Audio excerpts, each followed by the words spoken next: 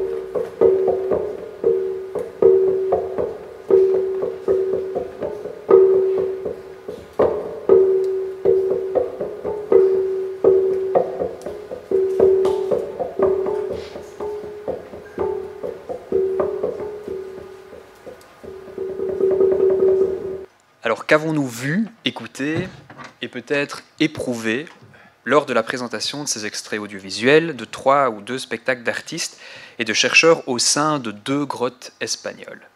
Il s'agissait de revitalisation ou de remédiation d'œuvres intermédiatiques préhistoriques qui nous ont donné une idée des interactions médiatiques initiées et réalisées par nos ancêtres. Nous avons éprouvé des interactions médiatiques dans un espace sonore et mythique, des interactions entre les structures de la roche, les corps humains, les dessins et les sons, entre des sons propres aux lieux souterrains et des voix et instruments humains, entre des échos et des corporéités humaines. Les voix humaines et les instruments que nous avons entendus furent reconstitués à partir de connaissances et découvertes historiques. Ainsi, nous allons prendre pour point de départ un hier, ou plutôt un avant-hier de l'intermédialité, et la provocation d'un effet de vie le plus éloigné possible, en tout cas celui reconstruit par la situation actuelle qui prévaut dans les recherches préhistoriques.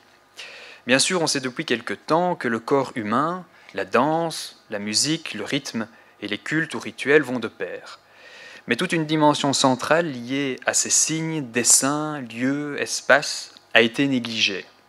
En effet, les fonctions iconiques, indexicales et esthétiques des signes et autres dessins présents dans ces grottes sont impensables sans les sons produits par les performateurs humains préhistoriques. Je pense que nous pouvons considérer ces phénomènes comme les tout premiers signes d'une intermédialité archaïque. Il nous faudrait donc envisager ces grottes non seulement comme des espaces rituels, où les peintures et signes picturaux interagissent avec les surfaces et la structure des roches, ce qui donne une sorte de cadre magique au spectacle, mais également comme des espaces où les peintures interagissent avec des corps et des voix humains, des sons de bêtes et de la musique. Reznikov appelle ce phénomène concordance, image, résonance. Et je pense que l'on peut qualifier ce phénomène d'intermédialité préhistorique. Voici 2 exemples proposés par Reznikov, la grotte de Kapova et la grotte de Sol Semula. Donc il s'agit de 2 images, la grotte de Kapova et la grotte de Sol Semula en Norvège. Alors, en bas, à droite et à gauche, se trouvent 2 niches très sonores qui fonctionnent comme des vases acoustiques en lien avec les peintures. Ainsi, les chevaux ou les mammouths peuvent s'approcher d'une manière intermédiatique et synesthésique. Dans la grotte Sol Semula, les dessins d'hommes s'orientent vers l'entonnoir qui amplifie les sons. Ces espaces permettent l'intense expérience d'un effet de vie. Ces options et cadrages médiatiques et esthétiques ne sont d'ailleurs pas trop éloignés des idées wagnériennes incarnées dans son Festspielhaus, le palais des festivals, sur la colline verte à Bayreuth, construit comme une sorte de corps résonnant en bois. Mais les recherches sur l'art paléolithique mettent également le doigt sur la nécessité d'une révision d'un élément constitutif de la théorie du dispositif cinématographique, la notion de grotte platonique. Une importance trop forte accordée par les théories du cinéma à la dimension visuelle du cinéma et des autres médias audiovisuels et la négligence de sa dimension acoustique et sonore ont, pendant des décennies, conditionné le concept de cinéma en insistant sur les ombres des corps reflétés sur les murs et les écrans, en oubliant que dans les grottes, les sons vont toujours de pair avec les images. Une nouvelle fois, nous pouvons voir le rôle essentiel que joue le son, qui est perdu et donc doit être reconstruit par les chercheurs, au sein des rites et autres dispositifs intermédiatiques des œuvres d'art produites par nos ancêtres. C'est la présence du son qui nous mène près des corps et des voix des performeurs préhistoriques devenus absents. Ensuite, malgré l'importance indéniable de la matérialité dans les processus intermédiatiques, et pour les recherches intermédiatiques, je pense que les médias, en ce compris les médias numériques, ne doivent pas être réduits à ces aspects matériels. Si ceci est vrai, la notion de genre a toujours une grande valeur pour les recherches intermédiatiques. Et dans ce sens, nous concevons les genres, provisoirement, comme des patrons historiques complexes qui interagissent dans des contextes historiques, sociaux et technologiques, avec des facteurs liés au pouvoir, aux intérêts, aux intentions et aux horizons d'attente des producteurs et des récepteurs. Ces genres constituent des champs de jeux et d'actions d'acteurs qui, à l'ère du Web 3.0 ou 4.0, sont pris dans des changements radicaux, médiatiques et pragmatiques.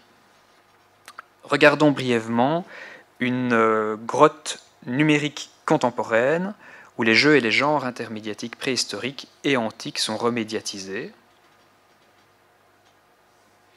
Donc c'est le jeu Half-Life, le jeu vidéo. Cette pratique est en train de gagner de l'influence et pourrait devenir un phénomène essentiel de notre avenir socio-médiatique qui sera caractérisé par la présence de réalités hybrides. La recherche intermédiatique devra par exemple traiter des interactions entre des dispositifs historiques ou préhistoriques, nos grottes, et leur équivalent numérique. Elle devra inclure l'étude des processus esthétiques et génériques. Les objets de ces recherches combinent des représentations intermédiatiques et des recyclages des matières premières visuelles.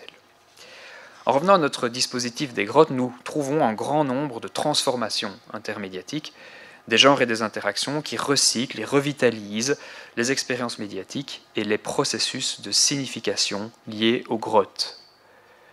Donc on a ici une virtual cave. Et alors, ici, l'image présente des piscines grottes impliquant des médias analogiques et numériques. Ces transformations intermédiatiques de l'expérience se retrouvent dans les jeux vidéo. De nos jours, les jeux vidéo multijoueurs en réseau offrent aux joueurs des perspectives de participation subjective à la première ou à la troisième personne. Il est évident que ce genre de jeu vidéo reproduit et recycle, par exemple, les connaissances et activités de nos corps et des spectacles. Ces jeux vidéo permettent de comparer l'enjeu entre une immersion des actants dans leur monde virtuel et l'immersion des hommes préhistoriques dans leur grotte et la provocation d'un effet de vie. L'immersion recycle et joue avec les expériences et connaissances de nos corps. Elle nous transporte dans des espaces d'une autre réalité qui s'empare à la fois de nos sens et de nos sentiments d'une manière quasiment physique et qui, dans les cas par exemple des réalités augmentées, rend floues les frontières entre réalité, imagination et rêve. Voici 3 extraits du clip de Robbie Cooper, intitulé Immersion, qui représente les réactions physiques et psychiques de jeunes joueurs de tir à la première personne. Round 1. Fight.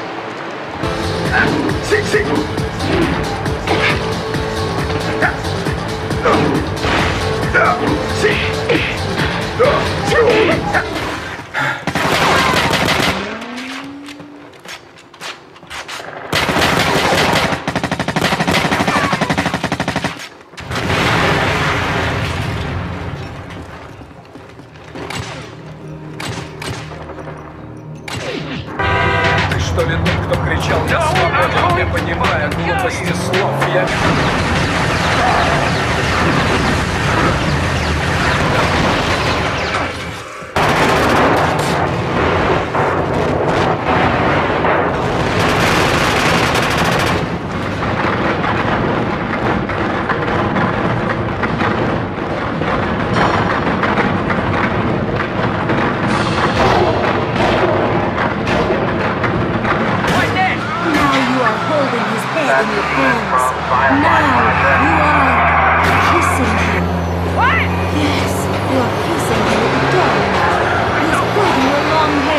Shoving his tongue deep inside your mouth. God damn it, Jackson.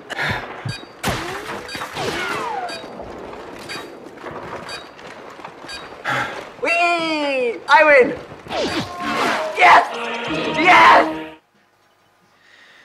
Dans le clip de Cooper, nous sommes témoins de l'expression d'une grande variété de réactions corporelles et psychophysiques qui vont de l'agressivité aux larmes, en passant par la colère, l'étonnement, l'effroi, le stoïcisme ou l'engagement actif, et qui peuvent nous donner une idée tout aussi bien de l'effet de mort que de l'effet de vie. Du point de vue de notre axe de pertinence de la recherche sur les réseaux intermédiatiques et de l'effet de vie, je voudrais par conséquent souligner mon hypothèse de travail. Si nous nous rappelons le vaste éventail des dimensions de l'effet de vie, nous serons surpris de constater que notre représentation des dimensions d'expérience et d'action de nos jeunes first-person shooters n'est pas du tout éloignée de ces dimensions-là. même si dans la plupart des cas, ces réactions sont très éloignées de ce que nous entendons généralement par option d'expérience esthétique. Néanmoins, elles peuvent nous servir d'indice d'un effet de vie qui résulte des rencontres intermédiatiques entre le cinéma, la peinture, la chanson, etc. et Internet. Pour conclure, j'espère que ces quelques réflexions sur la pré- et la post-histoire des spectacles vivants ont démontré que l'opérateur intermédiatique est toujours très prometteur. L'ère de la plénitude des médias, Voltaire, et de l'accélération des processus de remédiation demande une intensification des recherches intermédiatiques. Les axes de pertinence de ces recherches nous mèneront aux fonctions sociales, à ce que ça nous fait, dit Givel, aux effets de vie, c'est-à-dire à la série de sensations et de sentiments associés au sens, mais également aux effets de mort, c'est-à-dire à l'absence de ces sensations. Si nous considérons nos grottes préhistoriques et les grottes virtuelles contemporaines de nos jeux vidéo comme des dispositifs, nous pouvons constater quelques parallélismes d'enjeux médiatiques, et ceci malgré la distance historique. Ces parallèles se manifestent par exemple dans la présence d'absence. Les corporéités humaines se sont estompées dans l'histoire de la culture humaine, des beaux-arts et des arts vivants, aussi bien que dans les processus de construction virtuelle propres aux dispositifs et réseaux numériques. Dans les deux cas, ces absences des corps sont compensées et reconstituées par des signes analogiques et numériques qui revitalisent les enjeux intermédiatiques entre espace ou grotte, corps et son. Il serait probablement trop osé de parler par rapport à ces phénomènes de constante historique, mais il me semble qu'il y a en fait un très grand désir anthropologique d'éprouver des sensations ou expériences archétypiques sous forme d'effets de vie. La reconstruction des histoires intermédiatiques des grottes pré- et post-historiques et de leur corporéité me semble donc une piste très prometteuse à suivre. Voilà.